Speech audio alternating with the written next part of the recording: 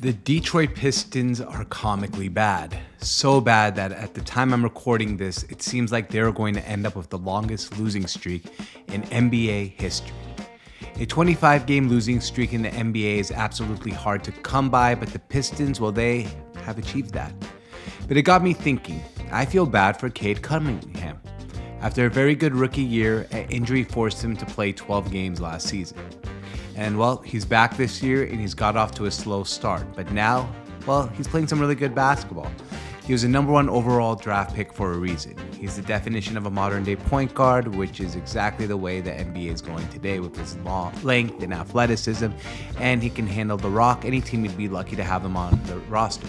However, I think he's more of a number two than a number one player on a championship type of team, or even maybe a three.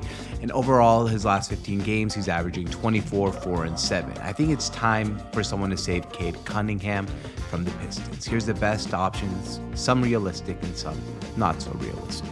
All right, so Cade Cunningham in general has been pretty good. And, we've seen some things like this floated around. I'm not the first person to say this are going to be the teams that Cade Cunningham could possibly and should possibly play for. So I have 5 teams.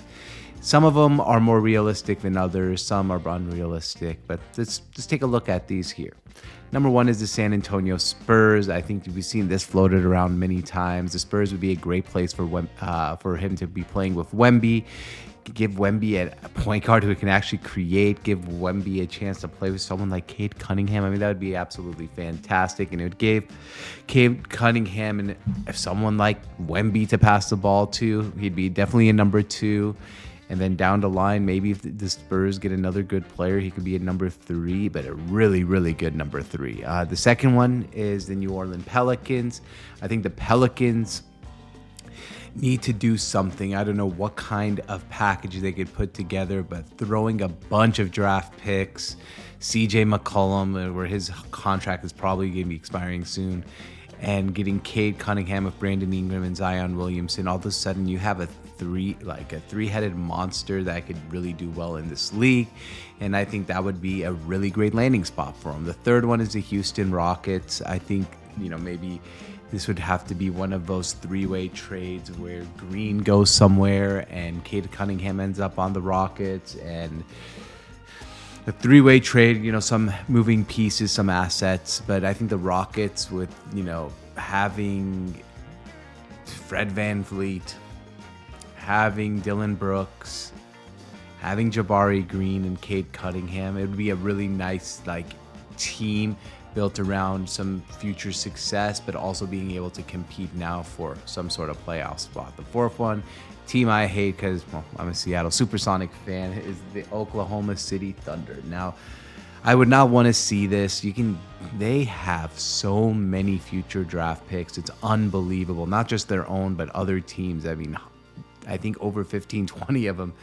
So I think if he went to OKC, you team him up with Chet, and you team him up with Shea, and you just say, hey, you're going to play the 2-1 hybrid type of role, I think he'd really thrive in that system. And the last one is the Philadelphia 76ers, and this one I don't think is very realistic because I don't think they have the assets to go get him. But if somehow they did, and he could be the third best player on a team with Joel Embiid and Tyrese Maxey, I think that would maximize his potential.